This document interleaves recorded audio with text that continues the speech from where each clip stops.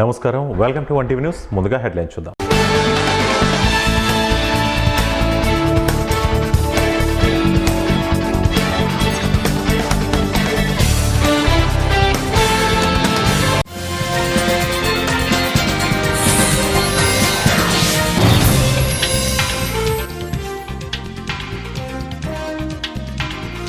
హైదరాబాద్ నుంచి పారిపోయేందుకు యత్నం, gold man సూర్యాబాయ్ arrest.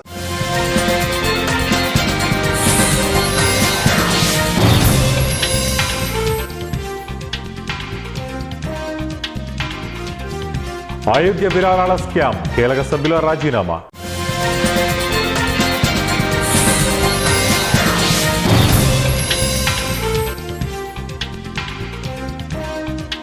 Sai Krishna lockup death case, పోలీసుల అదుపులో సిఐ నాగరాజు స్నేహితుడు.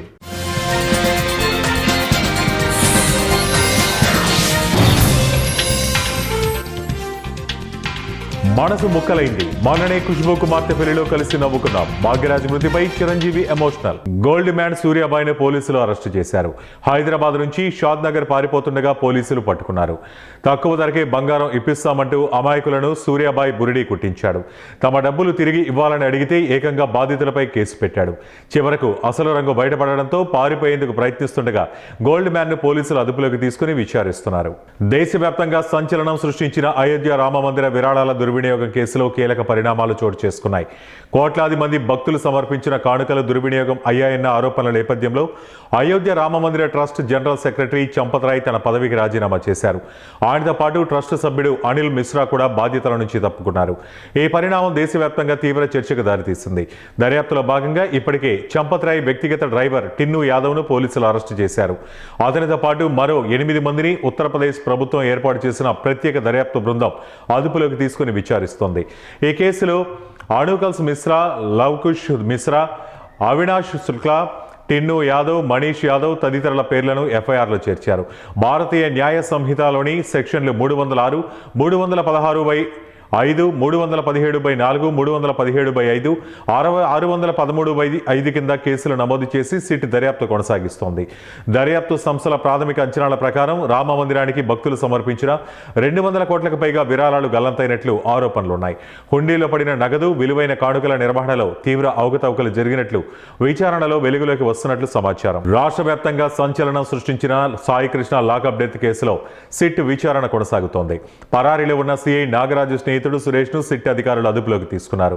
సాయి కృష్ణ లాకప్ డెత్ తర్వాత మృతదేహాన్ని మాయం చేసిన వ్యవహారంలో సురేష్ కీలకంగా ఉన్నారు. లాకప్ డెత్ అనంతర పరిణామాలపై సురేష్ ను సిట్ అధికారులు ప్రశ్నిస్తున్నారు. సాయి కృష్ణను లాకప్ డెత్ చేసిన తర్వాత సిఐ నాగరాజుకి సురేష్ సహకరించినట్లు గుర్తించారు. పోలీసులు విధుల్లో సురేష్ జోక్యం, నాగరాజుతో ఉన్న సంబంధాలపై ఆరా తీస్తున్నారు.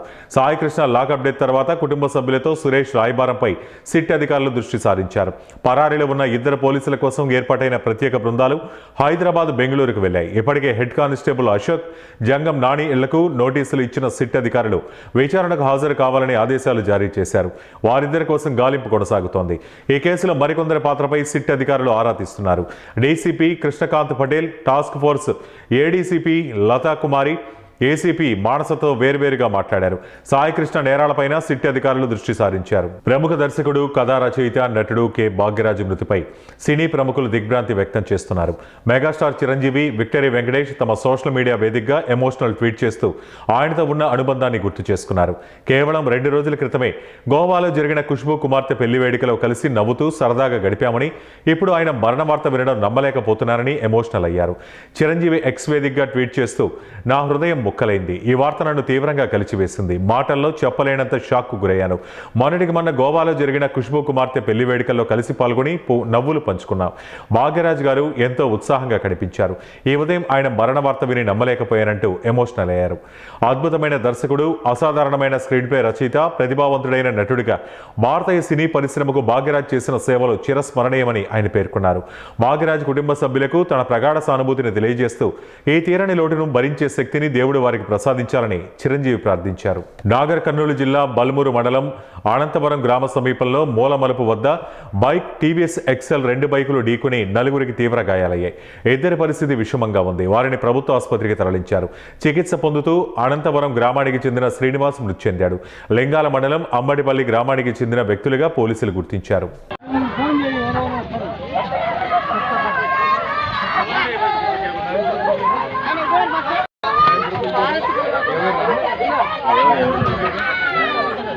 ఏం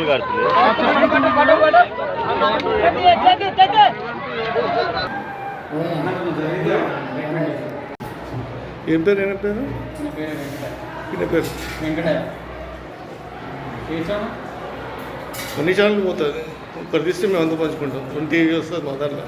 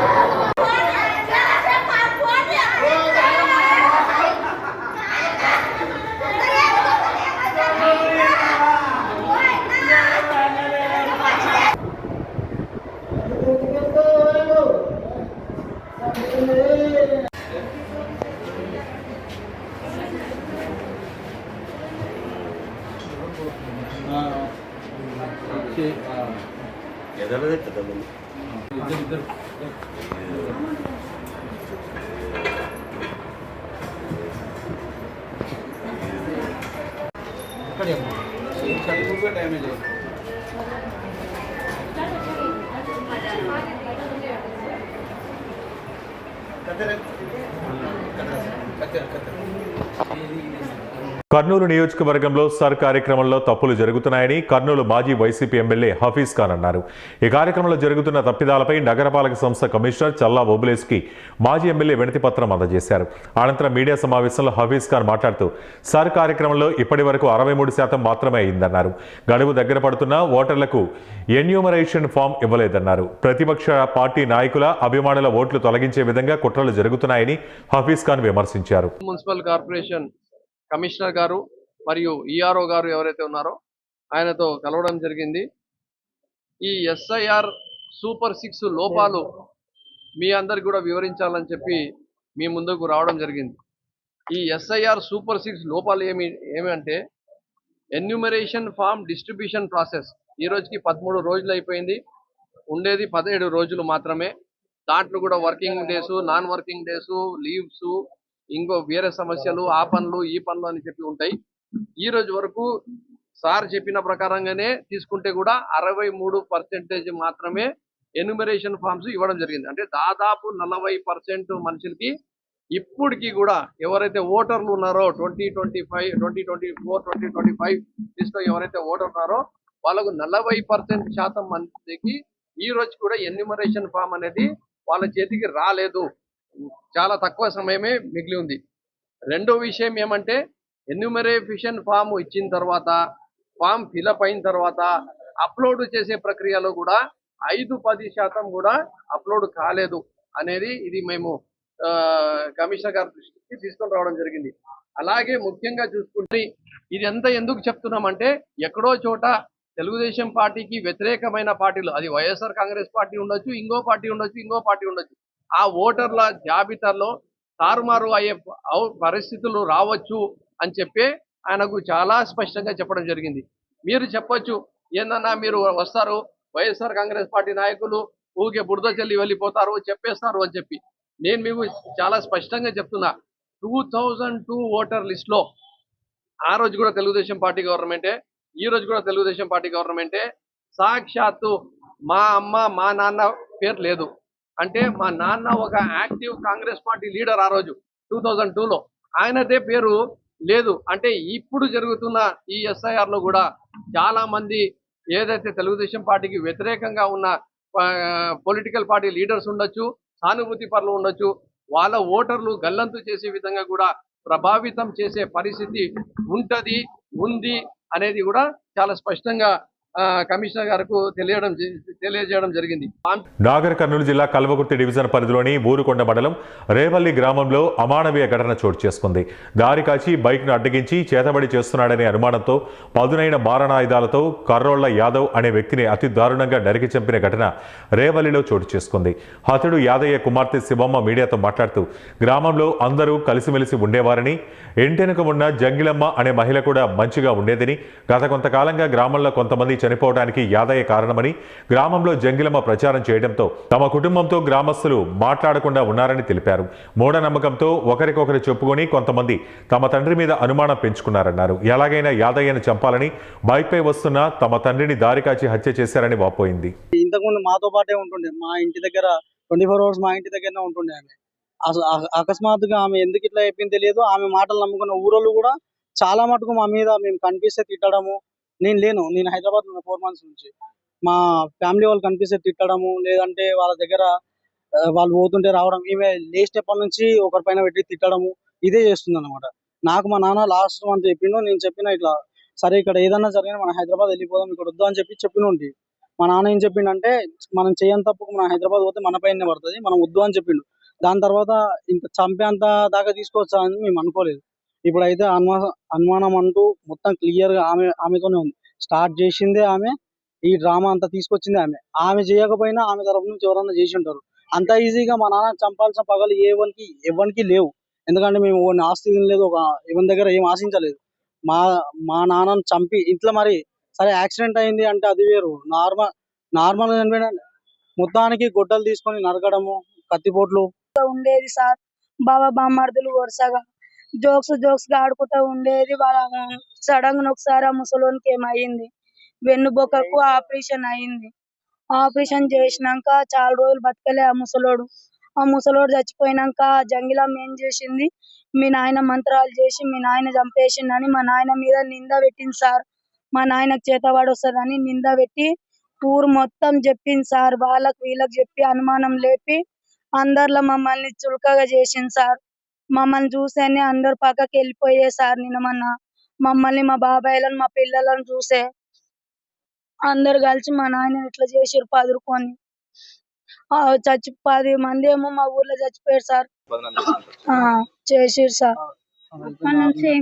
ఊర్లో చిన్న వెంకటైనా ఏం పేరు. మేడ్చల్ జిల్లా నాచారం సర్కిల్ పరిధిలోని 19వ division Meerpet HB colony Krishnanagar NFC main రోడ్లో ది హెవెన్లీ కన్స్ట్రక్షన్ గ్రూప్ నూతన కార్యాలయం ప్రారంభించారు. ఈ సందర్భంగా the heavenly construction group CMD Challa Ramireddy, CEO Challa Anil Reddy మాట్లాడుతూ ది హెవెన్లీ కన్స్ట్రక్షన్ గ్రూప్ నాణ్యమైన కన్స్ట్రక్షన్ అందిస్తూ కస్టమర్ల అభిమానాన్ని పొందుతుందన్నారు. అపార్ట్మెంట్స్, ఇండిపెండెంట్ హౌసెస్, చర్చిలు, హాస్పిటల్స్, ఫామ్ హౌస్లు, భవనాలను నిర్మాణం చేస్తూ అభివృద్ధి పదంలో మరింత ముందుకు నడిపించాలని కోరారు. ఈ సంస్థను నమ్ముకుని బతుకుతున్న మేస్త్రీలు, కార్మికులు, ఆఫీసులో పనిచేసే సిబ్బంది, supervisors, engineers, plumbers, electrical workers ప్రతి ఒక్కరిపైన కూడా ఆ దేవుడి ఆశీర్వాదం ఉండాలని కోరారు. ఈ కార్యక్రమంలో ఆఫీస్ సిబ్బంది, కార్మికులు పెద్ద సంఖ్యలో పాల్గొన్నారు. లేకపోతే ఉద్యోగము కానీ లేకపోతే మన పనులు ఏవైనా ఉండవచ్చు. అందులో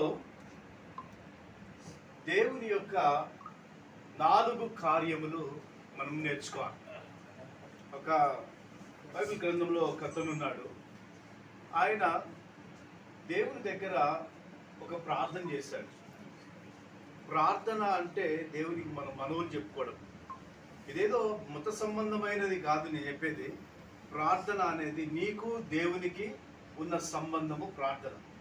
అయితే ప్రార్థన చేసేటప్పుడు ఆయన అడిగిన 4 విషయాలు అడిగాడు.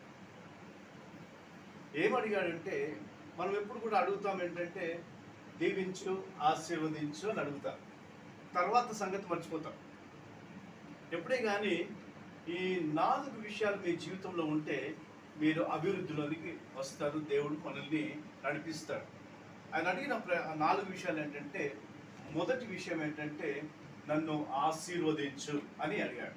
దేవుని వాక్యంలో మొదటి దినవృత్తాంతముల గ్రంథంలో ఈ మాటను చూడవచ్చు. 4వ అధ్యాయం 1 Chronicles chapter 4 verse 10. ఎబ్బేజు అనే ఒక వ్యక్తి దేవుని దగ్గర అడుగుతున్నాడు. ఎబ్బేజు దేవుని గురించి మొదలుపెట్టి, నీవు నన్ను నిశ్చయముగా ఆశీర్వదించి. ద ఫస్ట్ థింగ్ ఏంటంటే దేవుని అడిగేటప్పుడు దేవా నాకు నీకు ఉన్న సంబంధాన్ని బట్టి పలమనేరు ప్రాంత యువత భవిష్యత్తును దృష్టిలో పెట్టుకుని స్కిల్ డెవలప్మెంట్ ట్రైనింగ్ సెంటర్ ఏర్పాటుకు ప్రభుత్వం దృష్టికి తీసుకువెళ్లి తన వంతు కృషి చేస్తానని పలమనేరు శాసనసభ్యులు అమర్నాథ్ రెడ్డి తెలిపారు. యువతకు ఉద్యోగాలు, స్వయం ఉపాధి అవకాశాలు కల్పించడమే కూటమి ప్రభుత్వ ప్రధాన లక్ష్యమని ఆయన స్పష్టం చేశారు. పలమనేరు ప్రభుత్వ డిగ్రీ కళాశాలలో ఏపీ నైపుణ్యాభివృద్ధి మరియు శిక్షణా శాఖ ఆధ్వర్యంలో సీడ్ ఆఫ్ నిర్వహించిన జాబ్ మేళా కార్యక్రమంలో ఎమ్మెల్యే పాల్గొని మాట్లాడారు. పలమనేరు 3 రాష్ట్రాల కూడలిగా ఉన్నందున పరిశ్రమలు, ఉపాధి అవకాశాలకు అనువైన ప్రాంతమని, ఈ నేపథ్యంలో 250 కోట్ల అంచనాలతో స్కిల్ డెవలప్మెంట్ ట్రైనింగ్ సెంటర్ ఏర్పాటు కోసం 2018లోనే ప్రతిపాదనలు సిద్ధం చేశామని గుర్తు చేశారు. 2019లో ప్రభుత్వం మారడంతో ఆ ప్రతిపాదన నిలిచిపోయిందని, కూటమి ప్రభుత్వం అధికారంలోకి వచ్చిన తర్వాత ఆ అంశాన్ని ముఖ్యమంత్రి దృష్టికి తీసుకెళ్లినట్లు తెలిపారు. కొన్ని అనివార్య కారణాల వల్ల ఆలస్యం జరిగినప్పటికీ ప్రస్తుతం ఈ ప్రాంతానికి స్కిల్ డెవలప్మెంట్ సెంటర్ అత్యవసరమని ప్రజాప్రతినిధిగా ప్రభుత్వంతో చర్చించి కేంద్రం ఏర్పాటు కోసం కృషి చేస్తారని హామీ ఇచ్చారు. రాష్ట్రంలో పెట్టుబడులు, పరిశ్రమలను ఆకర్షించేందుకు ముఖ్యమంత్రి చంద్రబాబు నాయుడు, నారా లోకేష్ నిరంతరం కృషి చేస్తున్నారని ఎమ్మెల్యే పేర్కొన్నారు. పరిశ్రమలు వస్తేనే యువతకు పెద్ద ఎత్తున ఉద్యోగ అవకాశాలు లభిస్తాయని, అందుకే యువత కూడా స్థానిక అవసరాలకు అనుగుణంగా తమ నైపుణ్యాలను పెంపొందించుకోవాలని సూచించారు. ప్రభుత్వం అందిస్తున్న నైపుణ్య శిక్షణ కార్యక్రమాలు, ఉపాధి పథకాలను సద్వినియోగం చేసుకుని ఉద్యోగాలతో పాటు స్వయం ఉపాధి దిశగా అడుగులు వేయాలని పిలుపునిచ్చారు. ప్రతి ఇంటి నుంచి ఒక పారిశ్రామికవేత్తను తయారు చేయడమే కూటమి ప్రభుత్వ సంకల్పమని, ఔత్సాహిక యువత ప్రభుత్వ ప్రోత్సాహకాలను వినియోగించుకుని విజయవంతమైన పారిశ్రామికవేత్తలుగా ఎదగాలని ఆకాంక్షించారు. ఉద్యోగ అవకాశాలు వచ్చేటువంటి అవకాశం మెండుగా ఉంటుందని చెప్పి ఈ సందర్భంగా మీ అందరి దృష్టికి తెచ్చే ప్రయత్నం చేస్తున్నా. అదే కాకుండా పరిశ్రమలే కాకుండా అప్పుడే వేదికమైనటువంటి సోదరులు 2-3 మాటలు చెప్పారు. ఈ ఉపాధి, ఉద్యోగ అవకాశాలే కాకుండా స్వయంగా అంటే మీరే ఎంటర్‌ప్రెన్యూర్స్గా ఎదగడానికి ఈరోజు ప్రభుత్వం చాలా కార్యక్రమాలు చేస్తూ ఉంది. ఉన్నతి ద్వారా కావచ్చు, ఎస్సీ కార్పొరేషన్ ద్వారా కావచ్చు, రకరకాలైనటువంటి వాటి ద్వారా ప్రభుత్వం నుంచి మరీ మన ముఖ్యమంత్రి చంద్రబాబు నాయుడు గారు ప్రతి ఇంట్లో ఒక ఎంటర్‌ప్రెన్యూర్ ఉండాలనేటువంటి లక్ష్యంతో ఈరోజు ఈ కూటమి ప్రభుత్వం పనిచేస్తూ ఉంది. కాబట్టి ఎక్కడైనా నాకు ఉద్యోగము దొరకలేదో, రాలేదని బాధ లేకుండా మీరే స్వయంగా ఎదగడానికి అవకాశాలు కూడా చాలా మెండుగా ఉన్నాయి. అందున మనమున్నటువంటి ప్రాంతం ఈరోజు మన పలమనేరులో ఇది రైట్ ప్లేస్. ఎందుకంటే చుట్టుపక్కల అటు కర్ణాటక కానీ, తమిళనాడు కానీ, దాదాపు కర్ణాటక మన ఊరికి దగ్గరకు వస్తూ ఉంది. మనకి ఈరోజు ఎక్స్ప్రెస్ వే ప్రమాణంగా 3/4 గంట, 1 గంటలోనే మనం హొస్కోటకు పోయేటువంటి పరిస్థితి ఉంది. అదేవిధంగా హొసూరు కూడా మనకు దగ్గరే ఉంది, కృష్ణగిరి దగ్గర ఉంది. ఇక్కడ ఉన్నటువంటి మన 4 రోడ్లో ఉన్నటువంటి ఇండస్ట్రీస్, ఇప్పుడు పార్లే కానీ వాటన్నీ కూడా 4 రోడ్లో ఉన్నాయి. కిందకు ఘాటు దిగుతానే అమర్రాజా ఇండస్ట్రీస్ కానీ రకరకాల ఇండస్ట్రీస్ ఉన్నాయి. జిల్లాకు పోతే ఎలక్ట్రానిక్స్కి సంబంధించి ఎలక్ట్రానిక్ మ్యానుఫ్యాక్చరింగ్ క్లస్టర్ 1 and 2 తిరుపతిలోనే పనిచేస్తూ ఉంది. ఇంకొక పక్క శ్రీ సిటీ ఉంది. ఇటు పక్క అటు తమిళనాడు, కర్ణాటకకు దగ్గరగా ఉండేటువంటి ప్రాంతం కాబట్టి ఎక్కువ అవకాశాలు ఈ ప్రాంతంలో ఉన్నాయి. కాబట్టి ఎక్కువ దానికి సంబంధించినటువంటి స్కిల్స్ పైన ప్రత్యేకమైనటువంటి దృష్టి పెట్టగలిగితే ఖచ్చితంగా ఈ ప్రాంతంలో నిరుద్యోగ సమస్య అనేది రాకుండా స్వయం సహాయకంగా మీరు డైరెక్ట్గా కూడా ఎంటర్‌ప్రెన్యూర్స్గా ఎదగడానికి కూడా అవకాశాలు ఉన్నాయి. ఈరోజు మన పలమనేరులోనే బైపాస్ పక్కనే మనం ఈ కూటమి ప్రభుత్వం ద్వారా దాదాపు 1 కోటి రూపాయలతో ప్లగ్ అండ్ ప్లే కింద, అంటే కన్స్ట్రక్షన్ కూడా దాదాపు మనమే పూర్తి చేసి రెడీ. మీరు ఏమైనా ఒక పరిశ్రమ పెట్టాలన్నా చిన్నపాటి మన ఆర్టిఫిషియల్ ఇంటెలిజెన్స్కి సంబంధించో లేదంటే మనకు కావాల్సినటువంటి ఏ రకమైనటువంటి అవకాశాలు మనకు ఉన్నాయో దానికి సంబంధించినటువంటి బిల్డింగ్ ఫెసిలిటీతో కూడా డైరెక్ట్గా కట్టి మీ చేతికి ఇచ్చేటువంటి అవకాశం ఉంది. అది ఈరోజు దాని రెంటెడ్ పర్పస్ కిందనా లేదంటే డైరెక్ట్గా సేల్ పర్పస్ కిందనా అనేది ఇంకా ఏపీఐసీలో నిర్ణయం తీసుకోలేదు. కాబట్టి ఆ రెంటెడ్ పర్పస్ కింద అయితే ఆ రెంట్ కట్టుకొని మీరే అక్కడ ఒక ఎంటర్‌ప్రెన్యూర్గా చేసుకోవడానికి దూరం కూడా పోవాల్సిన పని లేదు. మన బైపాస్లోనే కన్స్ట్రక్షన్ నడుస్తూ ఉంది. ఇంకొక 3-4 నెలల్లో అది కూడా కంప్లీట్ అయిపోతుంది. దానికి ఎదురుగానే గతంలోనే మనం ఏదైతే చిన్న ఎంటర్‌ప్రెన్యూర్స్ ఎవరైతే ఉన్నారో వాళ్ళందరికీ కూడా గతంలో మనం అక్కడ ప్లాటింగ్ అలాట్ చేసాం. ఈరోజు మళ్ళీ మన గండ్రాస్పల్లిలో మనకు వచ్చినటువంటి ఎంఎస్ఎంఈకి సంబంధించి చాలా పెద్ద ప్లాటు భారతదేశంలోనే 2 వస్తే ఆ రెండిట్లో మనకు దండరాజపల్లిలో ఒకటి తెచ్చుకున్నాం. అక్కడ కూడా వేకెన్సీలు ఉన్నాయి. మీరు ఎవరైనా చేసుకోగలిగితే తక్కువ ఇన్వెస్ట్మెంట్తో అక్కడ మీకు డైరెక్ట్గా చేసుకోవడానికి కూడా అవకాశాలు ఉన్నాయి. కాబట్టి దాన్ని కూడా మీరు సక్రమంగా వాడుకోమని చెప్పి నేను ఈ సందర్భంగా మీకు చెప్పే ప్రయత్నం చేస్తాను. ఇదేంటంటే మేము ప్రతి మండల హెడ్ క్వార్టర్స్ లో కూడా ఒక సీడాప్ తరఫున ఒక జేసీఓ అనే వాళ్ళు ఉంటారు. ఆ జేసీఓ నెంబర్ కూడా అందరికీ షేర్ చేయడం జరుగుతుంది. ఇందులో భాగంగా ఏంటంటే ఈ ట్రైనింగ్స్ అన్నిటికీ కూడా 45 రోజుల నుండి 90 రోజుల వరకు వాళ్ళకి ట్రైనింగ్ ప్రోగ్రామ్ అనేది ఇవ్వడం జరుగుతుంది. ఇది మొత్తం కూడా రెసిడెన్షియల్ ట్రైనింగ్ ప్రోగ్రామ్ ఉంటుంది, గవర్నమెంట్ ఆధ్వర్యంలోనే జరుగుతుంది. టోటల్గా కూడా ఫ్రీగా వాళ్ళకి ట్రైనింగ్స్ ఇచ్చి కోచింగ్ ఇచ్చి సర్టిఫికేట్ ఇవ్వడంతో పాటు వాళ్ళకి లాస్ట్లో కొన్ని ఇదే విధంగా కొన్ని కంపెనీస్ తరఫున కూడా జాబ్ ఆపర్చునిటీస్ కూడా చూపించడం జరుగుతుంది.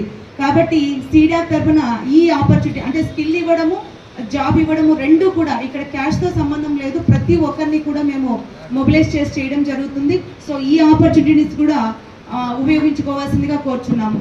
అదేవిధంగా తర్వాత కొంతమంది ఏంటంటే మాకు చదువుకున్నాము, జాబ్ రాలేదనే నిరుత్సాహంతో ఉన్న వాళ్ళు చాలామంది ఉన్నారు.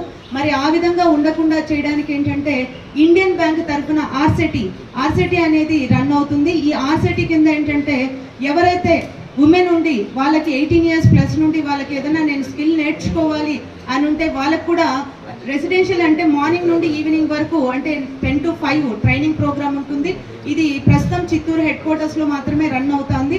సపోజ్ వాళ్ళకి ప్రతి దీంట్లో కూడా టైలరింగ్ నేర్చుకోవాలి, బొట్టికి ఇది నేర్చుకోవాలి, అల్లికలు నేర్చుకోవాలి, కుట్లు నేర్చుకోవాలంటే సపోజ్ ఇప్పుడు పలంనేరులో ఒక బ్యాచ్ 30 నుండి 35 మంది కనుక ఒక బ్యాచ్ కనుక క్రియేట్ అయితే వాళ్ళే వచ్చి ఇక్కడ మనం ఒక ట్రైనింగ్ సెంటర్ ఎక్కడైనా కూడా ఒక హాల్ మాట్లాడి ఇవ్వగలిగితే ఫ్రీగా కోచింగ్ ఇవ్వడం జరుగుతుంది.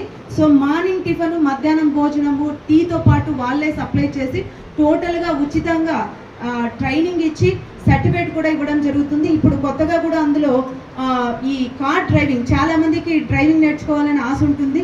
కాబట్టి కార్ డ్రైవింగ్ కూడా ఇందులో 45 days అనేది ఉచితంగా 30 నుండి 45 days అనేది ఉచితంగా కూడా నేర్పించడం. కాబట్టి ఆర్సిటీ తరఫున చాలా స్కిల్కి సంబంధించిన ఆపర్చునిటీస్ ఉన్నాయి, వాటిని ఉపయోగించుకోవాల్సిందిగా కోరుచున్నాము.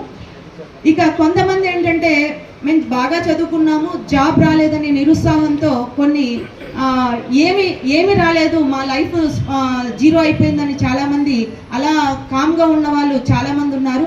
సో ఎక్కడా కూడా జాబ్ రాలేదని ఎవ్వరూ నిరుత్సాహపడనవసరం లేదు. ఈ రోజు కూడా మేము 12 కంపెనీలను కూడా పిలిపించడం జరిగింది. సో ఇక్కడ జాబ్ రాకపోతే ఇంకొక ఆపర్చునిటీ. వార్తలు ముగించే ముందు ముఖ్యాంశాలు మరోసారి.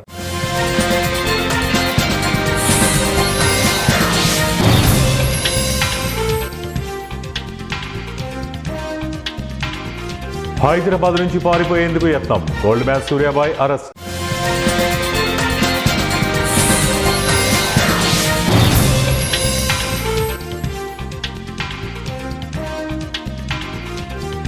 అయోధ్య విరాళాల స్కామ్, కీలక సభ్యుల రాజీనామా.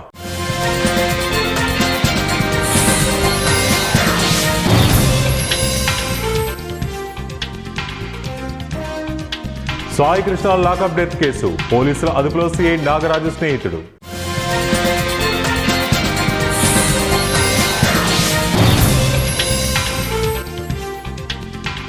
మనసు ముక్కలైంది, మొన్ననే ఖుష్బూ కుమార్తె పెళ్లిలో కలిసి నవ్వుకున్నాం, భాగ్యరాజ్ మృతిపై చిరంజీవి ఎమోషనల్.